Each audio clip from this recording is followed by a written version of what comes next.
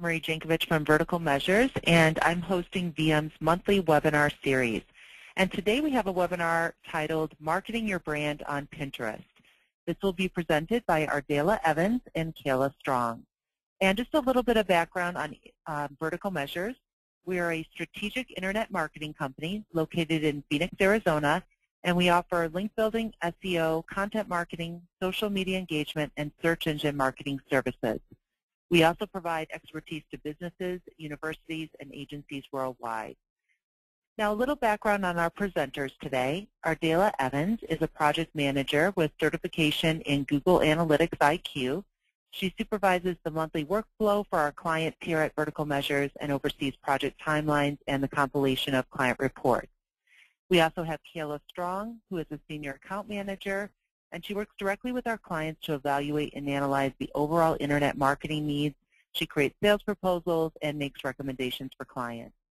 Now, before we get started, please allow me to take care of a little housekeeping information. Today's webinar will be available for replay by tomorrow afternoon, assuming that there are no technical difficulties. Now, we'll be happy to answer your questions, so please make sure to ask them in the chat applet located on your screen, or you can also tweet your questions using the hashtag VMWebinar. Any questions we're not able to get to, we'll be sure to answer via email. And lastly, if you are having any technical difficulties, please attempt to reconnect. So now I will hand it over to Ardela. Hello. Thanks, Anne-Marie. So what is Pinterest? Pinterest is a virtual pin board. You can pin images to themed boards that are organized for your intended use. In other words, it's a virtual scrapbook where you don't need any scissors, tape, or glue, and you can be totally creative. For example, some users might organize a pin board to help redecorate a home, plan a wedding, find a fashion style, keep inspirational sayings, create a virtual art collection, and save recipes. Pinterest can help you find similar items by other users as well. Although the search features can be a bit cumbersome and slow, we are looking forward to any future improvements with this function. Users can find a variety of things to do with the platform, and that's the goal of the creators, to help users connect through the things that are of interest. From Cuckoo for Cocoa to Chandeliers Darling and What's Up Cupcake, there's a board waiting to be created to fit every personality, desire, and taste. So how does Pinterest work exactly? On Pinterest, you create your own board, and it's highly suggested that you customize them with a unique and catchy title, and be sure to specify a category so that it can be found in search. Default boards will be available to you upon signing up, but customization allows for creativity and a bit of SEO too, as you can add keywords into the title. Users are much more likely to check out what's in a board if it's called something like Bookworm's Delights instead of just books. You can then upload your own photos that you have the rights to, or you can pin images from websites as you browse. Pinterest provides a Pin It button that can be added to many web browsers. Simply click the button when you want to pin an image to one of the boards. A dialog box will pop up, and you'll be able to choose which board you want to place the image on and how you wish to describe the image. A link to the website where the image resided will be left on your pin. When Pinterest users are looking at your pin, they'll see the name of the website and can go to the website simply by clicking on the image. Users can also add websites manually by pasting a web address or image file location in the pin description. Images can also be added to your boards by repinning pins from other users. You can keep the original description or edit with your own. In addition to repinning, users can like and comment on pins and follow other users. Users are notified in a side panel on the site when this activity occurs. You want to be sure and follow a number of others in your industry, as many times they will follow you back. So who actually uses Pinterest? Data shows that women ages 25 to 44 who are also college educated are the majority of the users on the site. Average household income of users is around $25,000 to $75,000 per year, and most users browse from home. 28% have annual household incomes of $100,000 or more as reported by ComScore. Additionally, about half of the users have children. This demographic is one of the most sought after for online marketers for a variety of reasons. One of the funniest pins that I've seen on Pinterest shows a woman on the phone and she says, "Honey, can you pick up pizza? I've been busy pinning nutritious recipes for our family all day."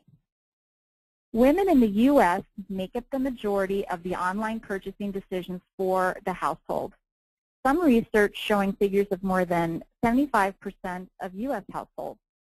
You can learn to use Pinterest in a way that can help you get your brand in front of this important demographic, which is what we hope to show you in the following slides.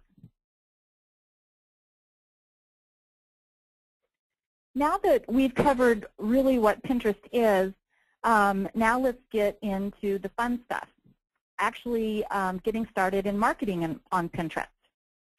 The first step is claiming an account. Anyone can sign up with a Facebook or Twitter account, a profile, not a page. So you should claim your account today. For business, it's recommended that you use your Twitter account instead of a personal Facebook profile. Your username and customized web address for Pinterest will actually be the username that you use on Twitter or Facebook, whichever you use to sign up for the site. This is very important for brands who want to claim their name before squatters do. Keep in mind that Pinterest does require you to enter a first and last name when you're setting up your profile.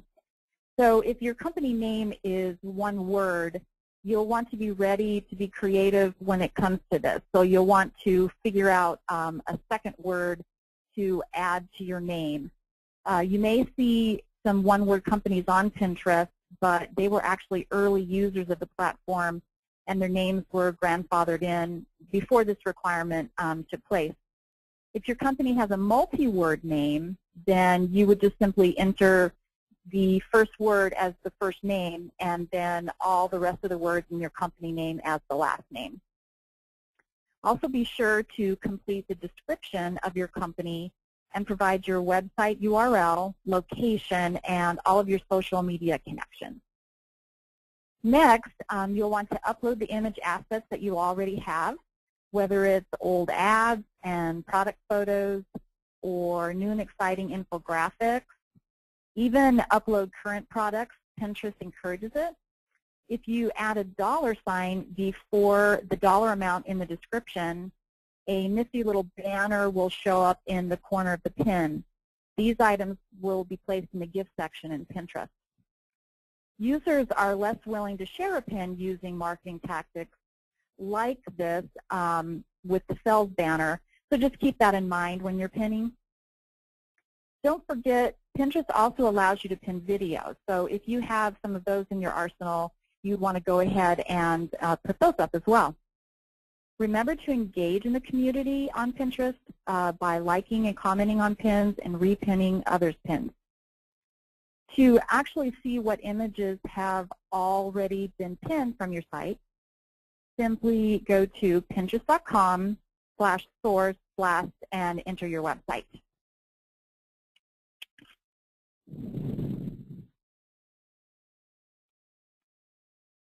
What does Pinterest offer as a marketing channel for your business? Well, with over 10 million unique visits monthly, as reported by ComScore, the site can offer a steady stream of traffic to your site. Also, a study by Eloqua found that Pinterest refers more traffic per user than Facebook or Twitter, and a Shareaholic found that Pinterest sends more referral traffic to websites than Twitter did in February of this year. These numbers are astonishing. Brands can use Pinterest to help drive targeted traffic and sell more products too. And now Kayla will talk about marketing ideas for Pinterest. Thanks, Ardela. Lots of great information about Pinterest. So I guess let's get started on some of the best practices So as a marketer, using Pinterest can yield some great results, but you have to do it in the right way. And so Ardela had shared some of the basics as far as how Pinterest goes, how it works, and some of the key figures and stats around it. So now we'll talk about some of those best practices. First, it's always recommended that you set up goals and specific marketing initiatives for Pinterest or any social site that you are going to start utilizing and venturing out for your marketing initiative. Think about what you want to get out of your effort. If it's traffic and sales, then using those as the goal set, but also thinking about what branding and customer relationship management can be done using a site like Pinterest. Think about what you can intend to do with the platform and then with your brand just before throwing up some pins. You want to think it through. Next is to remember that it's not all about your brand. You want to start following and engaging with others. Comment on other pins, repin others. Take the time to build up a following on Pinterest and learn the intricacies of the platform. Next, having image assets like Ardela had shared. Even asking your designer to try their hand at some instruction graphics, or maybe even a how-to with images to share on Pinterest. Employ a Pinterest team maybe in your internal resources to examine all your assets, even your video, and determine what is Pinterest worthy. Simply adding a caption to some of your existing images that might be catchy or funny can create some interest as well. As you start to engage in the platform, determine your best time of day to post. This is something that experts suggest right now is the middle of the day. This allows for enough time for the pin to be seen by your target demographic during the time they're home, but then also it's addressing those stay-at-home moms during the day and allowing for additional time to build up momentum for when those users are at home after 5 p.m. Monitor the data that you see and figure out what your best time of day is, however. One best practice tip that is recommended for any brand is to do a bit of keyword research prior to naming your boards. So as Ardela had stated, it's very important to make sure that you optimize the names of your boards. Pins and boards are starting to show up in search results. So think about board names that can generate some traffic from search. Board names are also H3s, they're headings, so optimize them with your keywords in mind is definitely a good idea. There is the option to set categories on Pinterest, as Ardela had explained a little bit. Pinterest allows you to choose the category of a board that you might fall under. So they do limit to the certain number of categories that are on the site, to around 30 of them. But find one that you think makes sense. Don't automatically assume that Pinterest will choose the right one for you. And these are keys to getting your content seen by others on Pinterest and to get users to follow your brand as well. Very important. Add descriptions to your board. Link to the right pages on your site where the image resides or where more information can be found about the item.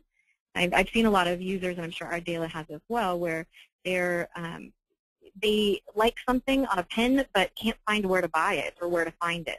And usually it's because they found it it was pinned from a blog from the main homepage. You go back to the blog and it's not there. So certainly it's not a good thing for your brand. You can even include a link in a description of the pin. Be careful though, because early experts have found that adding links to your description might inhibit users from actually repinning it, so it affects the virility of the post. But that is an option to add a link into the description. You can also customize the name conventions of your images. So before you upload the file, make sure that you're adding SEO keywords into the file naming. And then you can add a pin it button to your website. Some people might not know that, but you can add an actual button onto the website just like you would with a like button or a tweet it button. You can add that to your website and makes it easier for users to pin your content. And then additionally, one suggestion is to cross-promote. So don't think of your initiatives on Pinterest as completely just on Pinterest. You can tweet pins, you can like pins, you can share it on your page. So definitely look to cross-promotion for trying to get more users active on your page. All right, so let's look a little bit about what makes a successful pin. There are a few key elements required for a really Pinteresting pin. First, the clear message should be conveyed in the image, whether it's with words or visual elements. Next, you're going to want to format your photos correctly. The maximum horizontal width of a pin is 554 pixels. Sorry. Pinterest doesn't limit the vertical size of the images, so feel free to upload infographics. It's something that has been seen as successful on Pinterest. Experts do suggest limiting the length of your image to 5,000 pixels. This was in the Mashable image optimization for Pinterest infographic. If none of you have seen that, definitely do a Google search and find that. But what they suggest in their infographic is that 5,000 pixels is a good maximum vertical length, because you want to reduce the need for the user to scroll through the entire post to see the entire image. How likely are they to actually repin it if they scroll all the way to the bottom and that repin button's not at the bottom, it's at the top? Not very likely. So one of the other things that is important for Pinteresting pins is to think outside of the box and trying to create creative images, inspiring quotes, funny sayings. And so many of those things can be used on Pinterest. Contests are big on Pinterest as well. Hosting a contest where users pin images they want to win. Create a themed board such as Gifts for Mom, since Mother's Day is coming up. Provide the most creative board creator the products they pinned or just one of them. Regardless, you have images pinned throughout Pinterest on multiple boards with many links pointing back to your website. These types of boards and pin it to win it types of contests can drive a lot of traffic. And last but certainly not least, with creating a Pinteresting pin is something that embraces emotions or captivates emotion. So one thing that I had seen that had been repinned quite a few times was a soldier embracing her child after she'd come back from deployment. So this type of this type of image is literally a photo that's worth 1,000 words. So try to use the same concept when you're finding image assets to promote on Pinterest. Here are some examples of a few popular pins that I've found. The first is saying that was pinned and has been repinned over 1,700 times. Something very simple, but certainly something you can execute yourself. What types of sayings or funny quotes can you come up with in your own industry? There might be some good insider quotes and funny sayings you can come up with.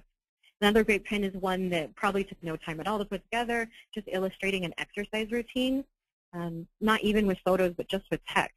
It's been repinned over 900 times. Recipes and food photos are huge on Pinterest as well. This ice cream cupcake has over 2,000 repins. Fashion-related pins are also popular on Pinterest. So a stylist might consider putting together an outfit like this user did in their pin and then illustrate it in the slide. And then this particular one received 700 repins. Or in this photo of a simple application of nail polish, this one has over 200 repins. So browse the popular section on Pinterest and see what you can find. You might be surprised at the different types of content that are getting repinned, and it might be something that you can execute and do yourself. Some examples of some brands that are doing pretty well on Pinterest. This is one with Whole Foods. They've definitely taken over on Pinterest and have put a lot of their efforts towards Pinterest.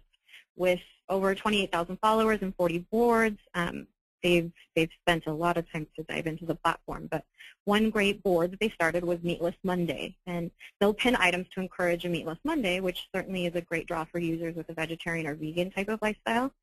Additionally, it can bring in users back to their board regularly, waiting to see what the Meatless Monday picks are for this week. So having a regular blog post is something that experts suggest. So why not having an anchor type of Pinterest post each week or each month, and tie it back to something that you can pin about regularly and bring users back to your pin. They also pin, quite a few different things, but this is definitely one of the ways that they're able to get to that core demographic that is a bit harder to find online sometimes. Brands on Pinterest. Kate Spade of New York developed a really awesome contest using Pinterest to win a Vespa. And Ardela had actually entered to win this contest. And basically the premise was that judges would pick their favorite boards and 4 of them would win Vespas. Very simple concept, just be creative. Where would you zoom off to on this great edition of this Vespa? So Ardela, you had a really great time going through this type of contest, huh? This was a super fun one. I did. It's amazing how creative you can feel just by putting this together. And Kate Spade wound up getting, I don't know how many pins, because one of the requirements that they had was that your board had to include an image of one of the Vespas. And when you go on search, there is just hundreds of these pins with this Vespa. So they're getting a lot of, they're being seen a lot on Pinterest now just because of this one contest. Definitely, yeah, for sure. And they actually partnered with FISPA to do this contest. So it's something that I think other brands can incorporate, and utilizing both brandings and both brands to help kind of further the contest and get it going. But you might, just because you might be in an industry that that you don't necessarily think is specific to Pinterest, there might be a partnership that you can form that creates that ability to let those users find and pin content, help spread the news about your business, about your brand. So this one was definitely a great one for Kate Spade. All right, so wanted to get in a little bit deeper about the different types of goals and initiatives that you can use Pinterest for. So one of them is branding. Country Outfitter ran this contest, this Pin It to Win It type of contest, where they were giving away specialty embroidered cowboy boots. This is a pretty specialty niche of cowboy boots. I did some searching around and found that they don't receive a lot of organic traffic. They aren't ranking on the first couple pages for cowboy boots or embroidered cowboy boots. I think we're probably hit with one of the updates within the last couple of months. As you can see, their traffic dropping off after December. But I thought this Pinterest contest was great because it still allows them to brand themselves, to get known as one of the great go-to places for cowboy boots, because they really are. They offer a really great product. And I'm not saying that because they are not a client. I just really liked this contest. But what they were able to do was engage with brand evangelists, those users online who are really interested in cowboy boots. And I often had found this when I was looking for wedding resources. Country weddings or country chic theme weddings are very big right now, and so they found, they saw that, and they saw that a large demographic of theirs is female, and used this Pin It to Win It type of contest for that. One way to use Pinterest, obviously, is for traffic. Copyblogger recently put out a really great post that I would suggest anyone look at, where they shared some traffic and analytics data about Pinterest as a traffic referrer. And in the end, there were a few items that really stuck out. Having specific goals in mind is a key to driving traffic. Having specific landing pages in mind as well, with clear conversion paths and calls to action. These seem kind of basic and normal things that you should already do and know, but I think it's a bit, it gets missed a bit when you're going down the avenue of social media and social media promotion. And then in the article, in the blog post, they also share that infographics and images that were maybe a bit too small to read would require users to click through to the site to see a larger version. So obviously this can help click-through rates, and this can help drive traffic to your site if that's the overall goal. I've had some, we've done some promotion of images, infographics, particularly on Pinterest. And you do often see that users don't click all the way to the site because they can see the entire image, they got what they needed. They'll repin it, yes, but they won't actually go to the site. So this is one way that you would be able to utilize the same type of concept, but in a way that's really, truly going to drive that targeted traffic. Pinterest can also be used to help sell more products. As Ardela explained, adding the $ before the price will add that price tag banner. So this can help increase visibility of your products and then ultimately improve sales. Pinterest can also help to increase newsletter subscriptions or maybe magazine subscriptions. So take your magazine or newsletter image content and put teaser pins on Pinterest. Draw users to your site to sign up for the exclusive newsletter, or even pay for access to your magazine potentially. But it's just one way to sort of drive some traffic for that end goal of conversion. Another way Pinterest can help improve sales is through contests. So designing a contest around your goals of selling more products, like the Vespa and Kate Spade example. It can be achieved with the Pin It to Win It, or when it's executed correctly, having it be around specific products or initiatives. Like I had given an example before of Mother's Day. So if you wanted to have more users purchase products around Mother's Day. Maybe you are a floral designer, or maybe you're an Overstock.com type of client. Then what you would want to do is maybe create a Pin It to Win It type of contest around that. All right. Okay, so now we can get into some of the interesting tools that are going to help you use and practice a lot of these practical application and best practices that we've shared. One of the really great tools is PinReach. So with PinReach, it helps you measure your true Pinterest influence. And with PinReach, you can analyze the pins, repins, and likes, as well as followers and several other things on your account. So this will help you to see how you stack up against others. But you can also use it to see trending pins, trending members, and a lot more. So you might use PinReach to keep track of those influential Pinterest users that are in your industry. Start creating a list and contacting them much like you would with blogger outreach of some sort. And start following them and engaging with them. Create partnerships with them and help them become your brand evangelist. PinPuff is another Pinfluence type of site which can help you calculate your Pinfluence or the Pinfluence of another user. And this data can be extremely helpful when you're trying to get onto the platform and start using it. You can find those influential pinners in your niche and then reach out to them and like I was saying, create a sense of community around that. One tool worth mentioning and a worthy sign up today, if you sign up for any of these tools, all these ones that I'm talking about are free. Pin Alerts is a great tool to notify you when someone pins an item from your site. If someone pins one of your products maybe and gets notified, you can get notified about that, and you can go follow the user, you can see what they had to say about the product, or you can even offer up a discount code by commenting on the pin. These are all certainly activities that you can do. One of the things about Pinterest that we didn't really touch on is that there is the potential for your brand to be pinning items that you do not own the copyright to, and is something that we would suggest against. Pin the content that you know you can pin. If there's a pin it button on the page, then obviously that webmaster wants you to pin it. If it's your own assets, you'll want to pin those as well. Just be a little bit cautious about pinning other items. With Pin Alerts, though, and why I brought this up, was that if you have content on your site, even if you're not interested in using Pinterest as a platform for your own brand, you can set up Pin Alerts and then request that pins be taken down if you don't want your copywritten content added to the site. So this might be particularly important for maybe a photographer or someone who has really specific copywritten content on their site. All right, so a few more tools. If you need help finding Pinterest-worthy content, Pinstamatic is an awesome tool that lets you add quotes, calendar dates, Twitter profile links, sticky notes, kind of anything you can really think of to pin. You can pin using Pinstamatic. And basically, the site is really just an image generator that helps you create Pinteresting pins.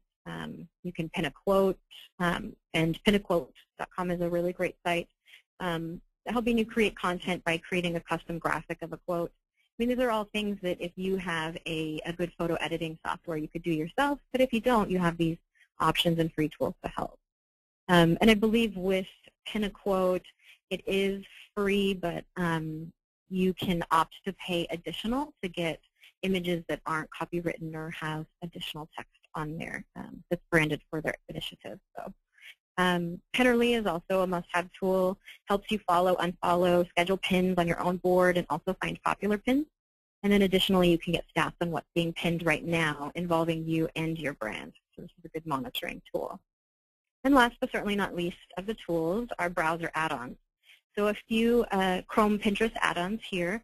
Pinterest Pro, which gives you instant zoom, a popular pin drop-down for easy viewing, and the ability to pin from anywhere. And they have a ton of other tools too, cool stuff. So definitely check that one out. Pin Search is an add-on of Chrome that can take the cumbersome nature of the search functionality out of the game and help you find content a bit faster and easier. One of the things that Ardela and I had actually talked about just yesterday was that it's hard to go back and find your own pins to see where they went, or maybe you were on the home page and you logged in and all of a sudden you can't find a pin anymore. Well, just doing a search, it's really hard to find some of those boards and some of those individual pins. So with Pin Search, this kind of helps you a bit, but definitely it's something that you have to know that Pinterest is probably working on something like that, because it just is very clunky to use their search functionality. And each of these plugins are definitely worth checking out. The last one is Pinterest Right-Click. So just as you would imagine, if you download this and you're in Chrome, you right-click in an area or on an image or video or some type of content asset, and you can immediately pin that image or pin that item right from there just by right-clicking. So it takes the guesswork out of trying to find a pin it button on their website or adding a pin it button to your browser window. This helps just with a quick, easy right-click. All right, so that pretty much concludes most of what we covered. I know it was quite a bit, and we went through quite a bit, so hopefully we have some questions and you can help answer anything additional that you guys might have on mind for marketing your brand on Pinterest. Okay, well, great. Well, thank you so much, Ardela and Kayla, for your presentation today. And you covered everything from marketing tips to measurement and really gave us some good best practices and examples for Pinterest. So right now we will take some questions. Please use the chat applet to enter any of your questions. And we do have a few here. The first one I think is pretty interesting, especially because the research skews towards female. But we hear this often, and it's my brand markets mostly to a male audience. Are there still ways that I am able to use Pinterest? Sure, yeah, definitely. One of our clients that we use Pinterest for, I had given as an example here in one of the earlier slides that I'll show, it's College of Golf. And the College of Golf at Kaiser University is where students can get a degree as an associate degree or a bachelor's degree in golf management. And so we started using Pinterest because we developed kind of really cool posters, inspirational types of golf posters, and they went over really well on Facebook. But we thought, hey, why don't we try on Pinterest? So a few months ago, we started using it, and we have several followers and many repins on several of the pins, and have even received quite a bit of traffic and helped with cross promotion as well for the brand. So there are men that are using the site. There are sports teams that are using the site. There are many, many brands that aren't taking that out of the mix. Slowly over time, I think more and more men will come to the site, but it is pretty saturated to that female demographic. But also thinking that women buy products for men as well. So your demographic might be exactly male, but Father's Day is coming up, so maybe you should do an initiative on Pinterest to prepare for that. I agree. Okay. I think thinking about if your target audience is mostly men, not necessarily posting your own products, you can just find stuff that men would think is cool and post that. Or same thing, you can post if you see a cool outfit for a guy. Anything that a guy would find cool and interesting, definitely pin it. I'm starting to see more and more of it. Right. Okay, great. The next question is, how do you create a business page for your brand on Pinterest? That is a good question. There is no differentiation between a personal profile right now and a business page. So as Ardela had sort of had explained earlier, that it's really important to use either your Twitter account or a Facebook page, usually a Twitter account though, because that will allow you to brand and it will pull over the username that you use from Twitter. If you're using a username on Facebook, it's going to pull over that and won't allow you to use that company name as your handle. But then you go along it the same ways. And Ardela, you had a good suggestion about the naming field. The name field. Right.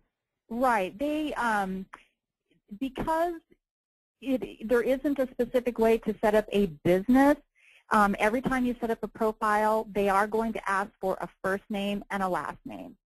So, and you have to fill in both of those fields. So, like I say, if your company name is just a one word, you still have to come up with a second word for the name of your page.